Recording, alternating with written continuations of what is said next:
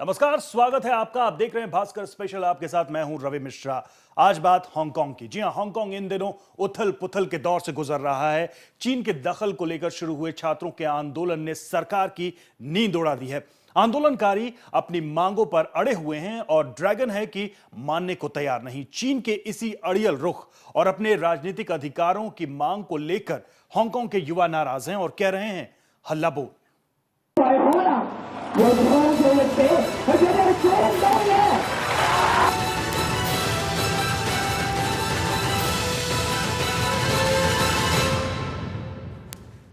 जी हां, तो हांगकांग में चुनावी अधिकारों को लेकर शुरू हुआ आंदोलन इस समय खामोशी के दौर से गुजर रहा है। हालात इतने बिगड़ चुके हैं कि लोग भी वहां जाने से कतराने लगे हैं। अमेरिका और ऑस्ट्रेलिया समेत कई देशों ने अपने नागरिकों को हांगकांग में सतर्क रहने को कहा है। जाहिर है अब मामला कहीं दूर तक जा चुका है।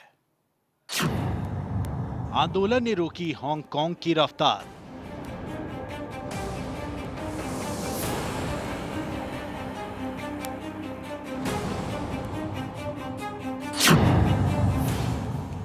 क्या चीन की चाल में उलझेगा हांगकांग?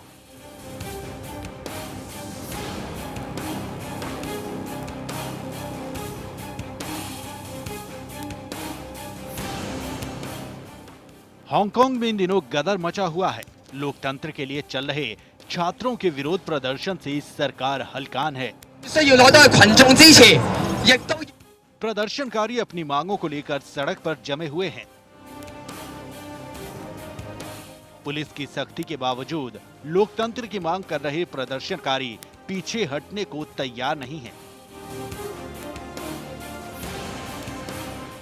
चीन के नियंत्रण वाले इस स्वायत्त शहर में लोकतंत्र की ये लड़ाई पिछले कई दिनों से जारी है। हांगकांग में ये प्रदर्शन 2017 में होने वाले चुनावों को लेकर है, जिसमें चीन अपने उम्मीदवार उतारना चाहता है और प्रदर्शनकारी लोकतांत्रिक तरीके से चुनाव चाहते हैं। अमेरिका ने दी नागरिकों को सलाह।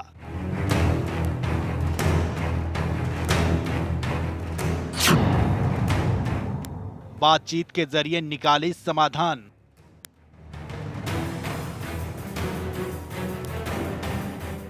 हालांकि अब कुछ स्कूल खुल गए हैं और सरकारी कर्मचारी भी काम पर लौट रहे हैं, लेकिन आंदोलन की धार में कमी नहीं आई है। विरोध प्रदर्शन से शहर की रफ्तार थम सी गई है। हजारों लोग पोस्टर और बैनर लेकर हर रोज सड़कों पर निकलते हैं और चीन के विरोध में नारे लगाते हैं।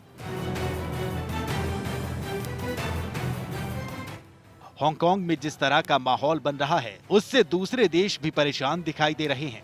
अमेरिकी वाणिज्य दूतावास ने आंदोलन के हिंसक होने के बाद अपने नागरिकों से धैर्य बरतने की अपील की है। वहीं ब्रिटेन ने कहा है कि प्रदर्शनकारियों के अधिकारों की रक्षा होनी चाहिए। साथ ही बातचीत के जरिए समाधान निकालने की भी अपील की है। चीन ने दी कड़ी चेतावनी।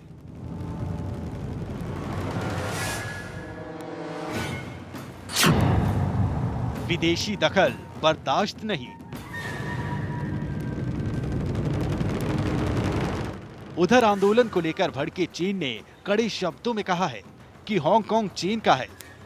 चीन के विदेश मंत्रालय की प्रवक्ता हुआ चुनयिंग ने कहा है कि छात्रों के साथ मिलकर प्रदर्शनकारी अवैध कार्रवाई कर रहे हैं। चीन हांगकांग में किसी भी सूरत में विदेशी दखल बर्दाश्त नहीं करेगा। गौरतलब है कि 1997 में चीन के नियंत्रण में आने के बाद से ये पहला मौका है जब हांगकांग उथल पुथल के दौर से गुजर रहा है। हांगकांग में चल रहे विरोध प्रदर्शन की वजह से कई बैंकों ने अपनी शाखाएं बंद कर दी हैं। पर्यटकों ने भी हांगकांग से दूरी बनाना शुरू कर दिया है।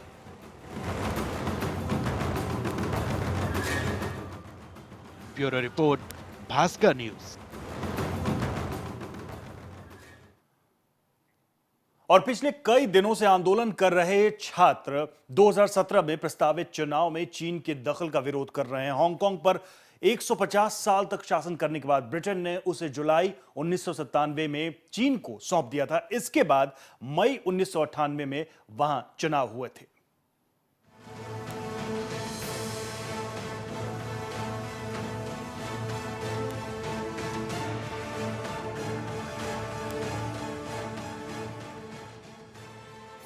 हांगकांग में प्रदर्शनकारी छात्र चीन के दखल का विरोध कर रहे हैं। चीन ने 2007 में कहा था कि 2017 में हांगकांग के लोग सीधे अपने नेताओं का और 2020 तक कानून निर्माताओं का चुनाव कर सकेंगे। दरअसल 2017 में होने वाले चुनाव में वही उम्मीदवार बन सकता है जिसे चीन की मंजूरी मिली हो। इन्हीं के विरोध में लोकतंत्र समर्थक प्रदर्शन कर रहे हैं। काली टी शर्ट और पीले रिबन इन प्रदर्शनों का प्रतीक बन गए हैं। हांगकांग के लोगों का आरोप है कि चीन सच्चा लोकतंत्र स्थापित करने के अपने वादे से पीछे हट रहा है। इस बात को लेकर हांगकांग में नाराजगी है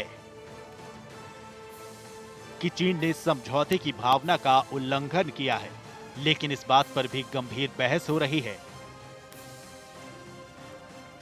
कि क्या वाकई चीन ने समझौते का उल्लंघन किया है।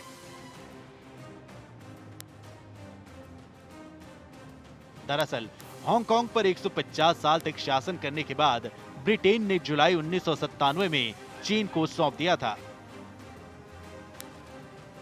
हांगकांग को चीन को सौंपने से सालों पहले से ही चीनी नेताओं ने वहां के लोगों से एक व्यक्ति एक वोट का वादा किया था। इसके बाद मई 1998 में वहां चुनाव हुए थे। चीन पहले तो दखल नहीं दे रहा था, लेकिन अब उसके इरादे बदल गए हैं। 2012 में हांगकांग में इतिहास का नया पाठ्यक्रम पढ़ाने के लिए चीन की ओर से निर्देश दिए गए। इसे तथाकथित राष्ट्रवादी इतिहास बताया गया, जिसे चीन की मर्जी के मुताबिक कांट छांट के साथ तैयार किया गया था। हांगकांग के स्कूलों में इस पर काफी नाराजगी थी। इसी तरह जुलाई में चीन की ओर से जारी एक श्वेत पत्र में यह बताया गया कि हांगकांग में नागरिक अधिकार स्वाभाविक तौर पर उन्हें नहीं मिले हैं, बल्कि चीन की सरकार की मेहरबानी से ये हासिल हुए हैं। इन तमाम कारणों से आंदोलन में ज्यादा से ज्यादा लोग जुड़ते जा रहे हैं। जाहिर है, अगर ये आंदोलन ज्यादा लंबा खींचता है तो हांगकांग की आर्थिक गतिविधियां ठप हो जाएंगी।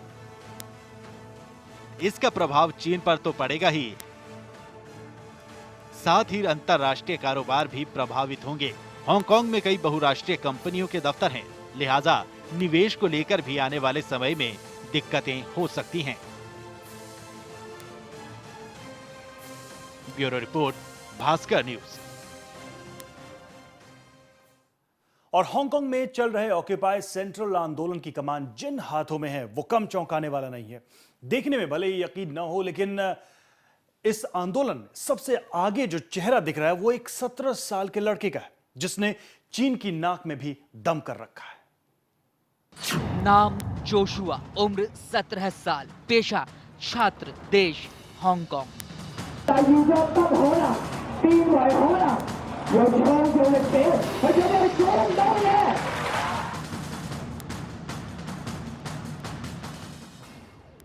लेकिन इस युवा छात्र का सबसे बड़ा परिचय कुछ और है। ना इसकी भोली सूरत पर जाइए, ना इसकी छोटी उम्र पर, ना ही दुबली पतली कद काठी पर। क्योंकि आज जिस चीन की ताकत के सामने बड़े बड़े नेताओं की बोलने या अपना विरोध जताने की हिम्मत नहीं होती, उस ड्रैगन को इस चश्मे वाले स्टूडेंट से डर लग रहा है। इस डर की वजह भी कोई छोटी मोटी नहीं। जी हां, जोशुआ के नेतृत्व में हांगकांग की सड़कों पर यह हुजूम दिख रहा है। इस लड़के की एक आवाज पर यहाँ की सड़कों से चीन के खिलाफ नारे आसमान छूने लगते हैं। यही वजह है कि चीन इस नाबालिग लड़के को उग्रवादी कहता है। चीन का डर देखिए कि जोशुआ को गिरफ्तार भी किया गया, लेकिन जोशुआ की एक आवाज पर आज भी पूरा हांगकांग उठ खड़ा हो रहा है।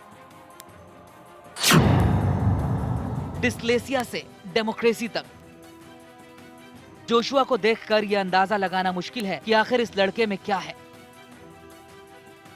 आज ये हांगकांग में राजनीतिक आंदोलन का प्रतीक बन गया है। आज ये चीख चीख कर देश में लोकतांत्रिक अधिकारों की मांग कर रहा है।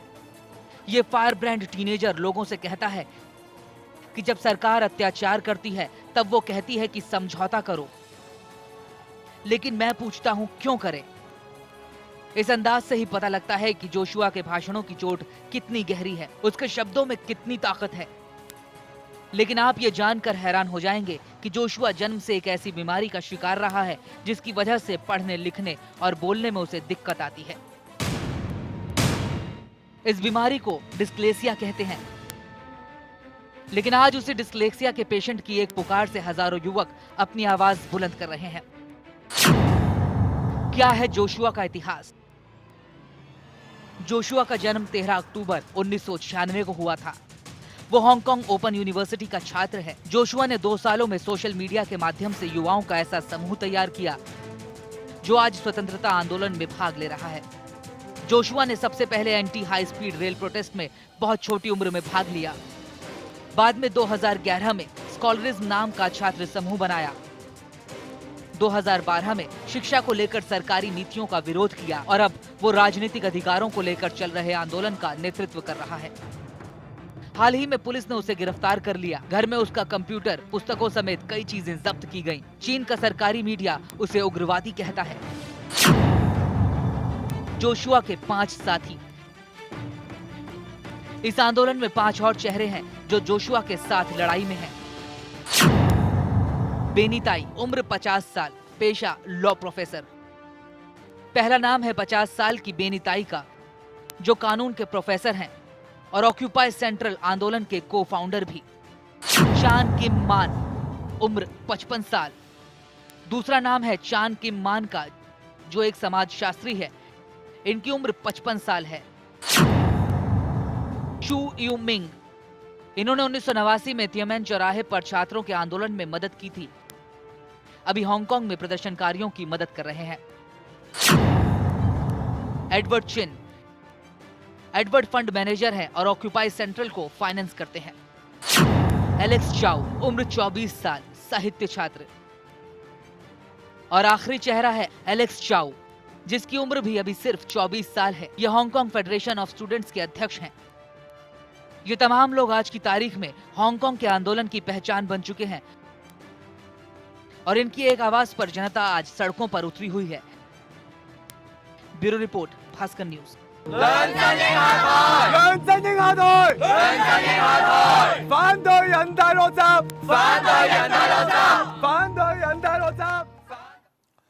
लेकिन आखिर चीन क्या चाहता है? क्यों हांगकांग को आजादी देने के अपने वादे से पीछे हट रहा है? दरअसल हांगकांग का इतिहास एक जमाने में कहीं ना कहीं चीन की हार से जुड़ा हुआ है। पहले अफीम युद्ध में चीन को जो हार मिली और उसके बाद हांगकांग ने धीरे धीरे तरक्की की राह पर कदम रखा, उससे चीन की खुन्नस साफ जाहिर होती है। लेकिन लाख टके का सवाल यह भी है कि चीन कब तक टाल मटोल करता रहेगा?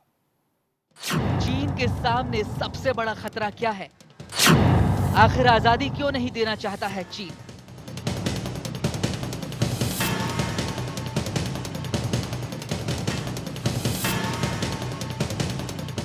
हांगकांग को लेकर चीन शुरू से ही दोहरे मापदंड अपनाता रहा है। दरअसल हांगकांग को पूरी आजादी देने का मतलब है चीन पर उसके प्रशासन में पूरी तरह से उलटफेर, और ये संभव नहीं है कि चीन इसे स्वीकार कर ले, क्योंकि जहां तक चीन का सवाल है, ये उसके लिए खतरनाक शुरुआत हो सकती है।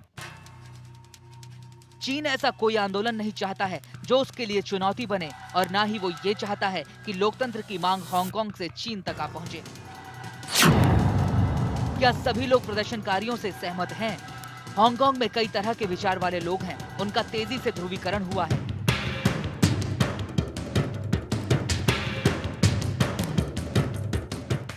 लोकतंत्र समर्थक कार्यकर्ता राजनीतिक सुधार और लोकतांत्रिक तरीके से चुनाव चाहते हैं जो अंतर्राष्ट्रीय मापदंड के मुताबिक हो। लेकिन हांगकांग एक व्यावसायिक मानसिकता वाला शहर भी है, और जिसकी वजह से वे सविनय अवज्ञा में शामिल होकर चीन को नाराज नहीं करना चाहेंगे। हांगकांग की अजब कहानी। लेकिन हांगकांग के साथ जिस तरह से चीन बर्ताव कर रहा है, उसके पीछे भी एक लंबी कहानी है। दरअसल अफीम बेचने और चीनियों को अफीमची बनाने के विरोध में चीन और इंग्लैंड में 1939 से 1942 तक युद्ध हुआ। जिसे प्रथम अफीम युद्ध भी कहते हैं। इस लड़ाई में चीन की हार हुई और उसे हांगकांग इंग्लैंड को देना पड़ा। इतना ही नहीं, चीन को अफीम के गोदामों को नुकसान पहुंचाने का मुआवजा भी भरना पड़ा। तब से लेकर 1997 तक हांगकांग इंग्लैंड का उपनिवेश रहा है। चकाचौंध करती हांगकांग की तस्वीर। हांगकांग लगभग 200 छोटे बड़े द्वीपों का समूह है और इसका मतलब है सुगंधित बंदरगाह। कहते हैं यही पूर्व पश्चिम से मिलता है। इंग्लैंड ने चीन के साथ व्यापार करने में हांगकांग को एक व्यावसायिक बंदरगाह की तरह इस्तेमाल किया। सन 1941 में करीब 4 सालों के लिए जापान ने इस पर कब्जा जमाया, लेकिन 1945 में इंग्लैंड और चीनी सेना ने मिलकर जापान को खदेड़ दिया। इन 4 सालों में हांगकांग के हालात बद से बदतर होते गए और 16 लाख वाले इस देश की जनसंख्या भुखमरी और पलायन से इस कदर बेजार हुई कि सिर्फ 6 लाख लोग ही बचे। जापान के जाने के बाद शुरू हुई आधुनिक हांगकांग के विकास की कहानी।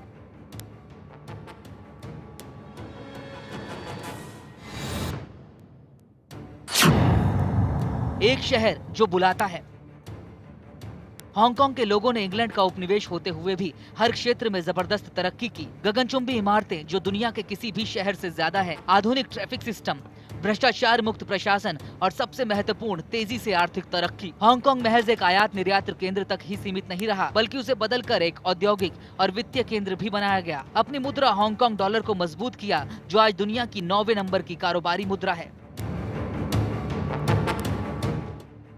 इंग्लैंड ने 1997 में हांगकांग की संप्रभुता कई शर्तों के साथ चीन को वापस सौंपी, जिसमें प्रमुख शर्त थी हांगकांग की पूंजीवादी व्यवस्था को बनाए रखना। चीन ने भी रक्षा और विदेश मामले छोड़कर हांगकांग की प्रशासकीय व्यवस्था में हस्तक्षेप न करने और पूंजीवादी व्यवस्था को अगले 50 सालों तक न छेड़ने का आश्वासन दिया। चीन ने हांगकांग को एक विशिष्ट प्रशासकीय इलाका घोषित कर एक देश दो प्रणाली का फॉर्मूला अपनाया। देश के मुख्य भाग में साम्यवाद और इस विशिष्ट भाग में पूंजीवाद। चीन ने हस्तक्षेप न करने की घोषणा तो कर दी, लेकिन चीन का इतिहास देखते हुए दुनिया को विश्वास नहीं था कि वो इस पर अमल करेगा, और हुआ भी यही।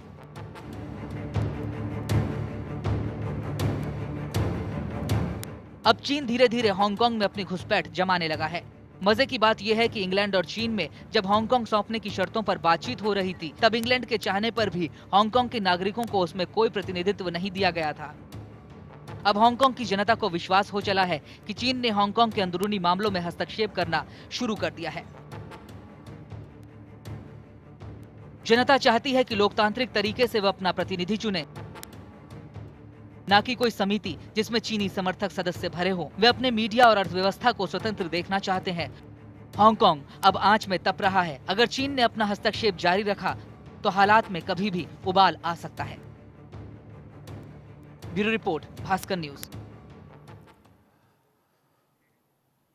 तो एक तरफ लोगों की मांग है, दूसरी ओर चीन की सख्त सरकार। लेकिन इतिहास गवाह है कि दुनिया में जिन आंदोलनों की कमान जनता ने अपने हाथ में ली है, उसके सामने बड़ी से बड़ी सरकारें भी झुकी हैं, मजबूर हुई हैं, क्योंकि जब जनता आवाज बुलंद करती है तो उसकी गूंज पीढ़ियों तक सुनाई देती है, जो उनकी लड़ाई को जिंदा रखती है। भास्कर स्पेशल में आज इतना ही। देश दुनिया की तमाम खबरों के लिए आप देखते रहिए भास्कर न्यूज। नमस्कार।